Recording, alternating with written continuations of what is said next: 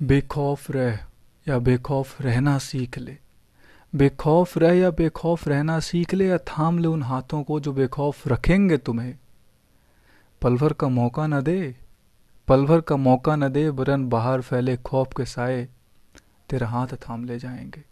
वरना बाहर फैले खौफ के साए तेरा हाथ थाम ले जाएंगे। Welcome to my channel, this is Ravi here. देखिए, आज हम बात करेंगे अर्मेनिया और अजरबैजान के बीच होने वाली पॉसिबल कन्फ्लिक्ट की, या पॉसिबल वर्ल्ड इंटरवेंशन की। आप इतना जान लीजिए कि आने वाले 1 से 2 बिग ग्लोबल अफेयर्स में, और जिस तरीके की जियो पॉलिटिक्स डेवलप हो रही पूरी दुनिया में, बहुत ही इंपॉर्टेंट होने वाले हैं।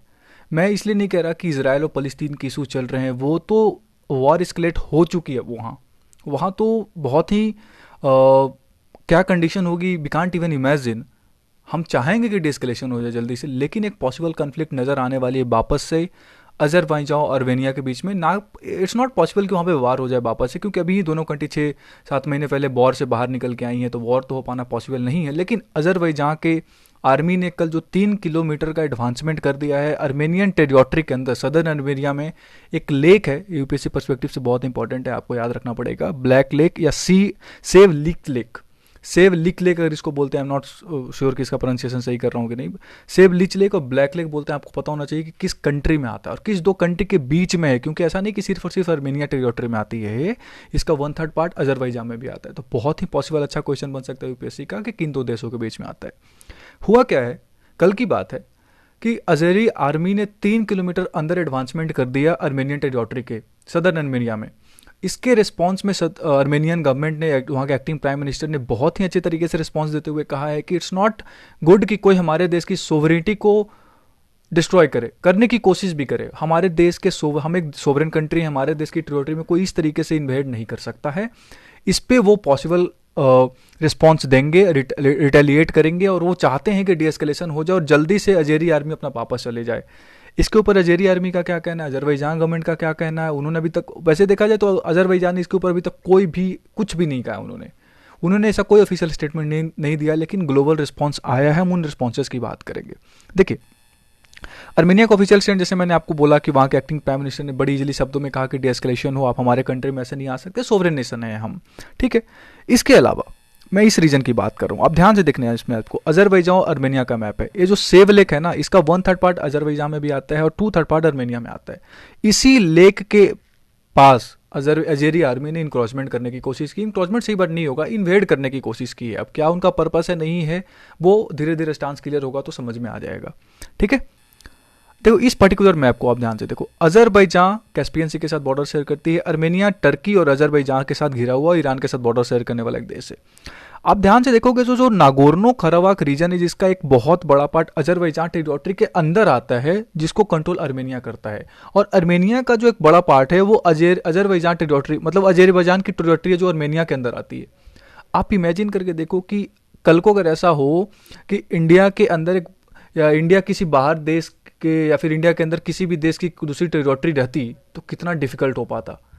आप इमेजिन करके देखो कि कितना डिफिकल्ट हो सकता था। वही सिचुएशन है। अगर आपको इन चीज़ों को और समझना है तो सेंट्रल एशिया को ध्यान से देखो। तुर्कमेनिस्तान, कजाकिस्तान, किर्गिस्तान का जो रीजन है, उज्बेकिस्तान, इनके टेरिटरीज ऐसे हैं कि लाइक उनका कंट्री का दूसरा पार्ट दूसरे देश के टेरिटरी के अंदर है। वहाँ के लोग तजिक हैं, रहते किर्ग में हैं, तो बहुत मुश्किल हो जाता है उस तरह के डेवलप वहाँ पे एक तरीके की हारमोनी डेवलप कर पाना। तो वही सेम चीज़ है। अब अजरबैजान चाहती है अजरबैजान की दूसरी टेरिटरी में जाना, तो वो चाहते हैं कि जल्दी से मुझे एक्सेस दिया जाए। जो नागोर्नो कराबाख कॉन्फ्लिक्ट हुई थी 6-7 महीने पहले, जहाँ पे पीस सेटलमेंट हुआ था रसिया के मीडिएशन के बाद, जिसमें अर्मेनिया की बुरी हार हुई थी, उसमें अजरबैजान ने ये डिमांड की थी कि हमें प्रॉपर तरीके से जो आने जाने का वो जो रिस्पॉन्स है, मतलब लाइक आने जाने का जो वे है, वो हमें अच्छे तरीके से प्रोवाइड किया जाए। इसी को एक्सक्लेट करना वो चाहते हैं, जल्दी से जल्दी हो। अब कोविड-19 को एक वो बनाकर अर्मेनिया की जो गवर्नमेंट है वो कहती है डिले हो पा रहा है, हम नहीं कर पा रहे, तो अजरबैजान थोड़ा काफ़ी हद तक इस चीज़ को चाहता है कि जल्दी हो जाए। इसमें बहुत बड़ा रोल टर्की का है, बहुत बड़ा सपोर्ट टर्की दे रहा है अजरबैजान को। इवन जो वार हुई थी उसमें भी टर्की ने बहुत बड़ा रोल दिया था, पाकिस्तान ने पूरा सपोर्ट किया था। अजरबैजान को पता होना चाहिए एक मुस्लिम मेजॉरिटी कंट्री है और अर्मेनिया क्रिश्चियन मेजॉरिटी कंट्री है। इसके वजह से बहुत बड़ा दोनों के बीच में हमेशा प्रॉब्लम क्रिएट होता रहता है। इसके ऊपर दुनिया का रिस्पॉन्स क्या है, देखिए।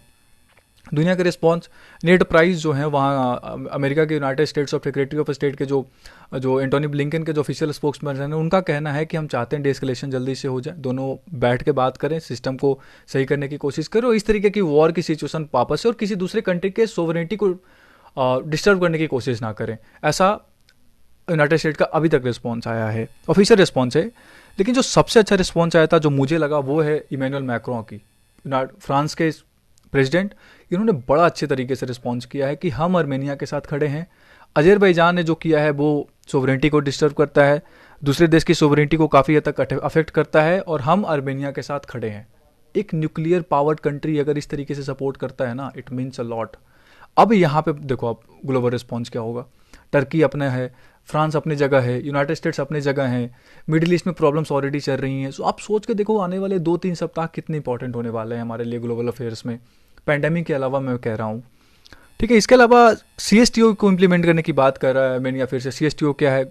Collective security treaty organisation, NATO जो है ना, उसी तरीके का एक बनाया गया था जो रसिया लेड है। जब USSR ब्रोक हुआ था 1991 में, तब उसके बाद रसिया ने मीडिएट करके एक चीज़ बनाया था कि एक ऑर्गेनाइजेशन बनाया था जिसमें बेलारूस, कजाकिस्तान, किर्गिस्तान, ताजिकिस्तान, रसिया और आर्मेनिया है, जिसको रसिया लीड करता है। बेसिकली किसी दूसरे पे अटैक करना मतलब हम आपके ऊपर अटैक कर देंगे, मतलब हमारे ऊपर अटैक करना, ऐसा मानते हैं।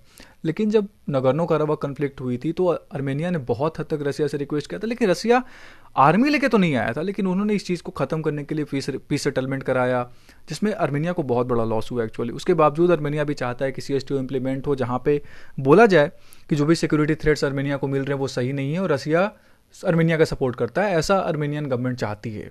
ठीक है, ये इंपॉर्टेंट है। CSTO के बारे में कौन कौन सी कंट्री हैं, कब बना था, ये आपको पता होना चाहिए UPSC पर्सपेक्टिव से। इसके अलावा यूनाइटेड स्टेट्स कांग्रेसमैन एडम स्कीफ का कहना है कि डेमोक्रेटिक पार्टी से हैं, जो बाइडेन की पार्टी से हैं, उनका कहना है कि जो भी हो रहा है वो सही नहीं है, क्योंकि यूनाइटेड स्टेट आर्म सप्लाई करती है अजरबैजान को, और हमने अभी हाल में ही आर्मेनियन जेनोसाइड को रिकॉग्नाइज किया है। जो वर्ल्ड वार 1 के बाद हुआ था आर्मेनियन जेनोसाइड, जिसमें टर्की ऑटोमन एम्पायर का एक्चुअली के ऊपर एलिगेशन है कि उन्होंने काफ़ी हद तक आर्मेनिया में जेनोसाइड किया था, जिससे टर्की को बहुत बुरा लगा था जब यूनाइटेड स्टेट्स ने अभी कुछ दिन पहले इसको रिकॉग्नाइज किया था तब। और हम अजरबैजान को आर्म सप्लाई करते हैं, तो उनका कहना है कि हम वैसे कंट्री को आर्म सप्लाई ना करें जो दूसरे देश की सोवरेनिटी को अफेक्ट करता है, यूनाइटेड स्टेट की ह्यूमन राइट वायलेशन करता है। सो ये एडम स्कीफ का कहना है, अभी जो बहुत इंपॉर्टेंट पर्सनैलिटी, ऐसा नहीं वो चेयर करते हैं हाउस इंटेलिजेंस कमेटी को यूनाइटेड स्टेट्स में। ठीक है, इसके अलावा उन्होंने भी कहा है कि यूनाइटेड स्टेट्स को जरूरी है कि OSCE जो मिन्स्क ग्रुप है जो 1992 में बना था, जिसको को चेयर करते हैं फ्रांस, रसिया, यूनाइटेड स्टेट, जिसमें और भी कंट्री हैं, जर्मनी, इटली, टर्की, स्वीडन, ये सारे मिल के बात करते हैं किस तरीके से नागोर्नो कराबाख का जो कॉन्फ्लिक्ट है इसको ख़त्म किया जाए। ये आज का कॉन्फ्लिक्ट नहीं है, 1992 से चल रहा है, जब से दोनों देश बने तब से चल रहा है। तो इसी को ख़त्म करने के लिए एक ऑर्गेनाइजेशन टाइप का बनाया गया था, एक ग्रुप बनाया गया था, जिसको रसिया, US और फ्रांस चेयर करते हैं। इसी को ध्यान में रखते हुए इनके बीच की चाहते हैं कि जल्दी से जल्दी दोनों के बीच में बातचीत हो और इसको जल्दी से ख़त्म किया जाए, इस तरीके से किसी देश के बीच में वॉर वापस से ना स्टार्ट हो जाए, ऐसा एडम स्कीफ का कहना है। देखते हैं आने वाले टाइम में क्या डेवलपमेंट होगा, इंडिया इसका क्या रिस्पॉन्स होता है, और बाकी जैसा भी डेवलपमेंट होगा मैं आपको बता दूंगा। So this was all about Armenia and Azerbaijan. So thank you for watching and stay healthy and stay blessed.